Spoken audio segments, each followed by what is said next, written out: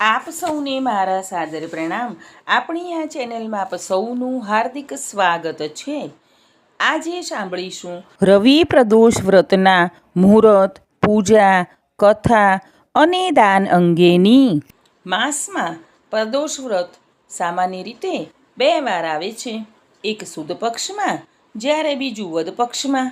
પ્રદોષની તિથિ ભગવાન શિવજીને સમર્પિત છે. આ દિવસે ભગવાન શિવજીની સવાર સાંજ પૂજા કરવામાં આવે છે. તો સૌપ્રથમ આપણે પ્રદોષની તિથિ, તારીખ અને પૂજાનો સમય જોઈ લઈએ. તો મહા મહિનાના શુક્લ પક્ષની ત્રયોદશી તિથિ તારીખ 9 ફેબ્રુઆરીના રોજ સાંજે 7:25 શરૂ થશે, જે તારીખ 10 ફેબ્રુઆરીના રોજ સાંજે 6:57 સુધી રહેશે. પ્રદોષકાળમાં સાંજની પૂજાનું વિશેષ રીતે મહત્ત્વ રહેલું હોય છે. આમ પ્રદોષ વ્રત તારીખ 9 ફેબ્રુઆરીના રોજ મનાવવામાં આવશે. આ દિવસે સાંજે 7 વાગ્યાથી 8:42 સુધી શિવ પૂજા કરવાનું શુભ મુહૂર્ત છે. પ્રદોષ કરવાથી ફક્ત શિવ જ નહીં, પરંતુ તમારા પિતૃઓ પણ પ્રસન્ન થઈને આશીર્વાદ આપે છે. ભગવાન શિવના આશીર્વાદ મેળવવા માટે વિવિધ ઉપવાસનો ઉલ્લેખ છે, પરંતુ તેમાંથી મુખ્ય વ્રત પ્રદોષનું છે. રવિવારે આવતા પ્રદોષને રવિ પ્રદોષ વ્રત અને સોમવારે આવતા પ્રદોષ વ્રતને સોમ પ્રદોષ વ્રત કહે છે. પ્રદોષ વ્રત કરવાથી ભગવાન શિવ તેમના ભક્તોના તમામ દુઃખો દૂર કરે છે. આધિ, વ્યાધિ, ઉપાધિ દૂર કરે છે. એવું માનવામાં આવે છે કે પ્રદોષ કાળમાં ભગવાન શંકર કૈલાસ પર્વત પર નૃત્ય કરે છે અને દેવતાઓ તેમની સ્તુતિ કરે છે. માટે જે ભક્તો પ્રદોષ કાળમાં પૂજા પાઠ, શિવ કીર્તન, શિવ ચાલીસા, પ્રદોષ વ્રતની કથા વગેરે કરે છે, તેના પર શિવજીની અનન્ય કૃપા વરસે છે. તેમના અટકેલા તમામ કાર્યો પૂર્ણ થાય છે. હવે આપણે સાંભળીશું રવિ પ્રદોષ વ્રતની કથા. પ્રદોષ વ્રત કરો કે ન કરો, પ્રદોષ વ્રતની વ્રત કથા અવશ્ય સાંભળો, જેથી વ્રત કર્યા તુલ્ય પુણ્ય મળે અને શિવજીના અખૂટ આશીર્વાદ મેળવી શકાય. ઓમ ત્રંબકમ યજામહે સુગંધિમ પુષ્ટિવર્ધનમ ઉર્વારુકમિવ બંધનાન મૃત્યુર્મોક્ષ્યમામૃતાત. હવે આપણે કથાની શરૂઆત કરીશું. શ્રી ગણેશાય નમઃ. એક ગામમાં એક ગરીબ બ્રાહ્મણ રહેતા હતા. તેમની ધર્મનિષ્ઠ પત્ની નિત્ય પ્રદોષનું વ્રત કરતી હતી અને મહાદેવની પૂજા પાઠ કરતી હતી. તેમને એક પુત્ર હતો. એકવાર તે પુત્ર ગંગા સ્નાન માટે ગયો. દુર્ભાગ્યવશ તેને ત્યાં ચોરોનો સામનો કરવો પડ્યો. ચોરો તેને મળ્યા અને તેને કહ્યું કે તારા પિતાએ ગુપ્તધન ક્યાં છુપાવ્યું છે? ત્યારે બાળકે કહ્યું કે અમે તો નિર્ધન છીએ, અમારી પાસે ગુપ્તધન ક્યાંથી હોય? ત્યારે ચોરને તેની હાલત જોઈ તેની દયા આવી અને તેને છોડી દીધો. બાળક તો ધીમે ધીમે આગળ ચાલવા લાગ્યો. ચાલતા ચાલતા તે ખૂબ થાકી ગયો, એટલે એક વડના ઝાડ નીચે આરામ કરવા બેઠો.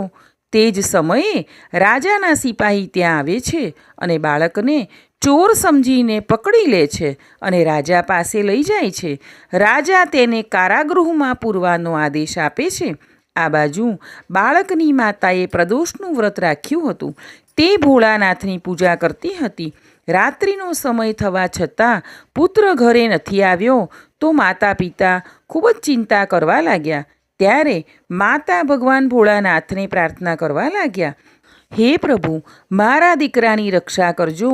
ભોળાનાથે માતાની પ્રાર્થના સાંભળી અને પ્રસન્ન થઈને રાજાના સ્વપ્નમાં આવીને કહ્યું કે તે જે બાળકને કારાગૃહમાં પૂર્યો છે તે બાળક તો સાવ નિર્દોષ છે, માટે તેને છોડી મૂકવો. અને કીધું કે જો તું બાળકને છોડી નહીં મૂકે તો તારું રાજ્ય ખેદાન મેદાન થઈ જશે. આમ કહી ભગવાન અંતર્ધ્યાન થઈ ગયા. રાજા સવારે ઉઠ્યા કે તરત જ બાળકને બોલાવી સાચી વાત જાણી અને તેના માતા પિતાને દરબારમાં બોલાવીને બાળકને માન સન્માનપૂર્વક તેમને સોંપ્યો. સાથે ઘણી બધી ભેટ પણ આપી તથા 5 ગામ દાનમાં આપ્યા. બ્રાહ્મણ બ્રાહ્મણી તો સમજી ગયા કે આ પ્રદોષ વ્રતના પ્રભાવે જ આપણો પુત્ર બચી ગયો છે અને તે ઉપરાંત આપણને રાજા તરફથી આટલું બધું ધન મળ્યું છે, આપણને ભગવાનની કૃપા મળી છે. ત્યારબાદ તેઓ સૌ ખૂબ સુખ ભોગવે છે. હે ભગવાન, તમે બ્રાહ્મણ બ્રાહ્મણીને જેવા ફળ્યા તેવા આ વાર્તા કહેનાર સાંભળનાર સૌને ફળજો. બોલો શક્તિપતિ મહાદેવની જય. હવે વાત કરીશું દાનની અને ભોળાશંકરને શું પ્રિય છે તેની. તો પ્રદોષવ્રત જ્યારે પણ રવિવારના રોજ આવે ત્યારે તેને શુભ માનવામાં આવે છે. આ દિવસે વ્રતધારી જાતકોએ ગરીબોને અનાજનું દાન કરવું જરૂરી છે. આમ કરવાથી ઘરમાં અનાજનો ભંડાર ભરેલો રહે છે. આ દિવસે તમે ઘઉં, ચોખા તેમજ બીજી વસ્તુઓનું દાન કરો છો તો શુભ ફળની પ્રાપ્તિ થાય છે. માનવામાં આવે છે કે ભોળાનાથને સફેદ મીઠાઈ અતિ પ્રિય હોય છે.